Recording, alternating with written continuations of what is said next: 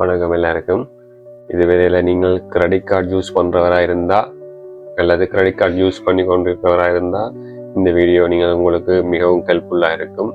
காரணம் என்னென்னு சொன்னால், இதுவரையில் கிரெடிட் கார்டு யூஸ் பண்ணாதார்கள் எப்படி அதை ப்ராப்பராக யூஸ் பண்ணலாம், அதை யூஸ் பண்ணுறதால என்ன நன்மைகள் இருக்குது, அதே மாதிரி கிரெடிட் கார்டை யூஸ் பண்ணி கொண்டிருக்கிறார்களுக்கு எப்படி இதை ப்ராப்பராக மேனேஜ் பண்ண வேணும், எப்படியான நடவடிக்கைகளை கையாள்வதன் மூலம் உங்களோட கிரெடிட் கார்டின் வேல்யூவை கூட்டி கொண்டு போகலாம். உதாரணமாக நீங்கள் கனடாவில் இருக்கிறவராக இருந்தால் கிரெடிட் ஸ்கோரை எப்படி கூட்டி கொண்டு போக வேணும், கிரெடிட் கார்டால் வர நன்மைகள் என்ன, அதை சரியான முறையில் பாவைக்காட்டி என்னென்ன தீமைகள் வரும், கிரெடிட் கார்டை எப்படி சரியான முறையில் பாவைக்கிறது என்பது சம்மந்தமாக இந்த வீடியோவில் விரிவாக ஆராய போகிறோம். கடைசி வரை இந்த வீடியோவை பாருங்க. கடைசியில் வர பாயிண்ட்ஸ் தான் மிகவும் முக்கியமானதாக இருக்கும். அதனால் நீங்கள் இந்த வீடியோவை கடைசி வரை பார்க்கணும்னு சொல்லி கேட்டுக்கொள்கிறேன். இதுவரையில் இந்த வீடியோ சேனலை சப்ஸ்கிரைப் பண்ணாதாக சப்ஸ்கிரைப் பண்ணி கொள்ளுங்க. இந்த வீடியோ பிடிச்சிருந்தா லைக் பண்ணுங்கள், கமெண்ட் பண்ணுங்கள், ஃப்ரெண்ட்ஸ் ஆக்கள்கிட்ட நீங்கள் ஷேர் பண்ணுங்கள். முதல்ல கிரெடிட் கார்டு என்றால் என்ன? கிரெடிட் கார்டுன்றது கிட்டத்தட்ட உங்களுக்கு பேங்க் தர ஒரு கடன் என்று தான் அதை நாங்கள் எடுத்துக்கொள்ள வேண்டும். நீங்கள் ஒரு கடன் ஒன்றை வாங்க போகிறீங்கன்னு சொன்னால் கடன் வாங்குறதுக்கு நிறைய ப்ராசஸ் இருக்குது. அந்த கடன் வாங்குகிற ப்ராசஸ் ஒன்றும் இல்லாமல் உங்களுக்கு ஏற்கனவே கிரெடிட் கார்டு அந்த தருவதன் மூலம் பேங்க் என்ன செய்கிறாங்கன்னு சொன்னால், உங்களோட அக்கௌண்ட்டில் கொஞ்சம் காசை போட்டிருக்காங்க, நீங்கள் அதை எடுத்து யூஸ் பண்ணிவிட்டு ரிகவர் பண்ணலாம்ன்ற மாதிரி தான் அந்த சிஸ்டம் இருக்குது. கிரெடிட் கார்டு பாவிக்கிறதால என்ன நன்மைகள் இருக்குன்னு சொன்னால், நீங்கள் யார்கிட்டையும் கை நீட்டி காசு கேட்க வேண்டிய தேவையில்லை. கடன் தட்டுப்பாடு ஏற்படும் போது கிரெடிட் கார்டை யூஸ் பண்ணிட்டு அந்த பணத்தை நீங்கள் உங்களோட காசு கிடைக்கும் போது போட்டுக்கொள்ளலாம். இது இப்படியான ஒரு சிஸ்டத்துக்கு நீங்கள் பயன்படுத்தி கொண்டு வந்தீங்கன்னு சொன்னால் கிரெடிட் கார்டு நல்ல விதத்தில் பாவித்து கொள்ளலாம். கிரெடிட் கார்டில் கிரெடிட் ஸ்கோர்ன்னு சொல்லி ஒரு பிரச்சனை இருக்குது. கனடாவை பொறுத்தவரையில் கிரெடிட் கார்டு யாரும் பெற்றுக்கொள்ளலாம். ஈவன் ஸ்டூடெண்ட்டாக இருந்தாங்க, புதிதாக வந்தவர்கள் கூட கிரெடிட் கார்டை பெற்றுக்கொள்ளக்கூடிய சந்தர்ப்பம் கனடாவில் இருக்குது.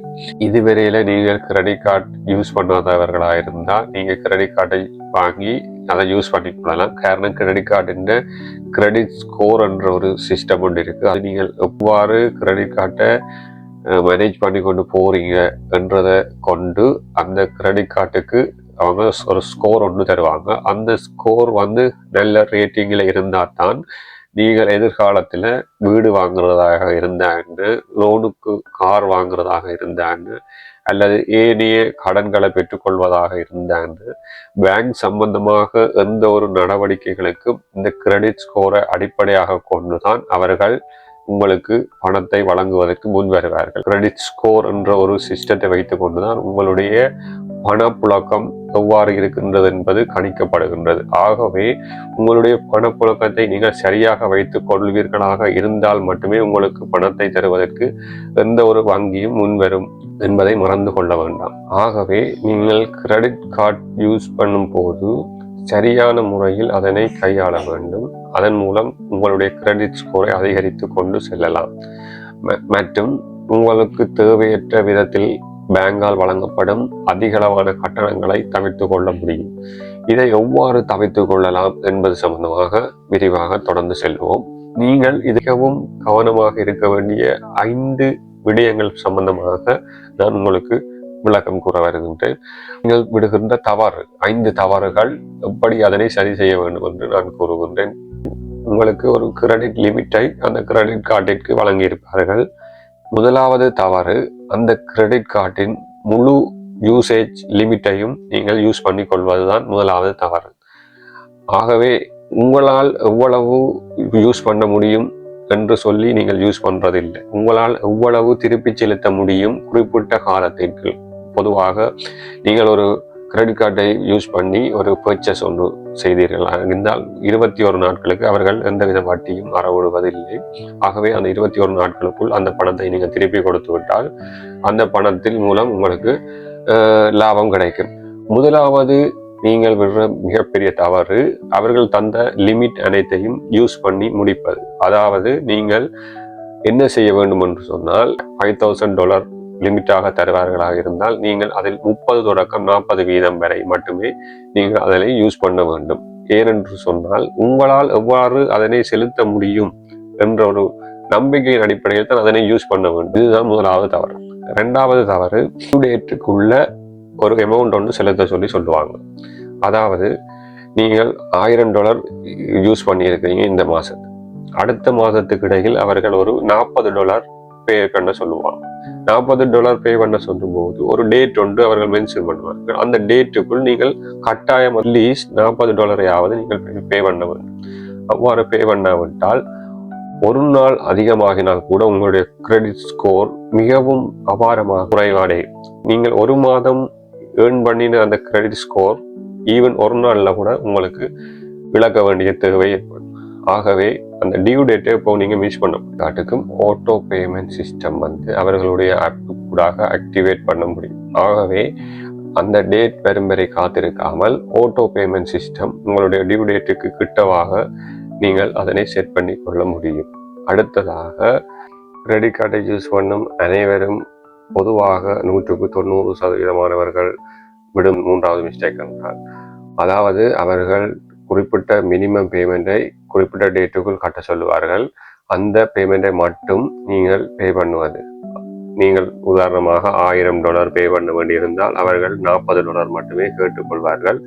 உங்களுக்கு உதாரணமாக சேலரி வரும்போது நீங்கள் அந்த $40 மட்டும் பே பண்ணிவிட்டு மிகுதி $960 பே பண்ணுவதில்லை. ஆகவே அவர்கள் என்ன செய்வார்கள், அந்த $960க்கும் கிட்டத்தட்ட 20-30% இன்ட்ரெஸ்ட் அவர்கள் அறவிடுவார்கள். ஆகவே நீங்கள் அதனை தவிர்த்து கொள்ள வேண்டியது கட்டாயம். உதாரணத்துக்கு $1000க்கு 20-30% என்று சொன்னால் $1000க்கு வருஷத்துக்கு $300 உதாரணத்துக்கு ஒரு மாதத்துக்கு $25-30 நீங்கள் பே பண்ண வேண்டி வரும்.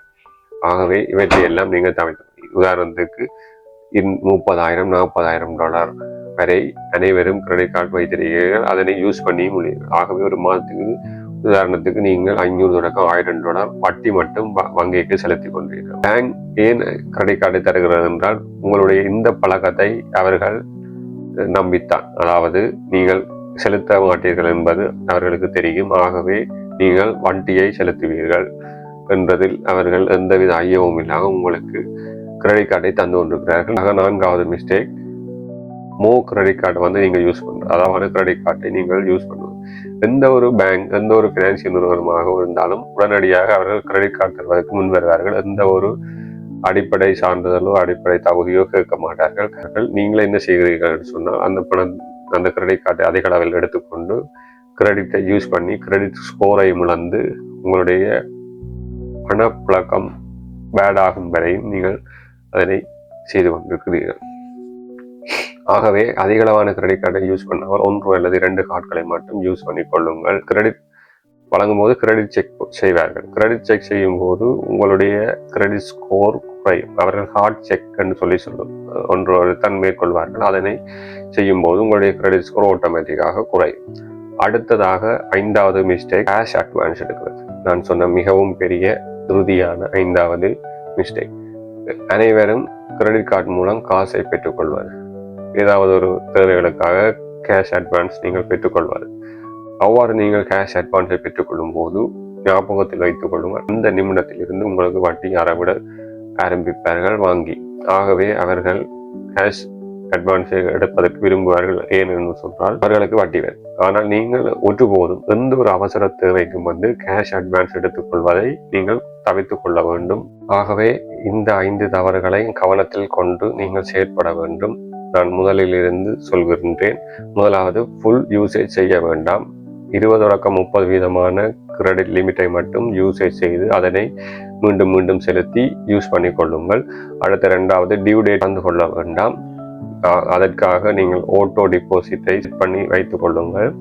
3வது மிஸ்டேக், மினிமம் பேமெண்ட்டை மட்டும் நீங்கள் செலுத்த வேண்டாம். உங்களால் எவ்வளவு செலுத்த முடியுமோ அவ்வளவு மேக்சிமம் செலுத்துவதற்கு பழகி கொள்ளுங்கள். 4வது, கார்டு, அதாவது அதிகளவான கிரெடிட் கார்டுகளை யூஸ் வேண்டாம். 1 அல்லது 2 கிரெடிட் கார்டுகளை மட்டும் யூசேஜ் பண்ணிக்கொள்ளவும். உறுதியாகவும் நீங்கள் ஞாபகத்தில் வைத்துக் கொள்ள வேண்டிய மிஸ்டேக், கேஷ் அட்வான்ஸ் எப்பொழுதும் எடுத்துக்கொள்ள வேண்டாம். நன்றி.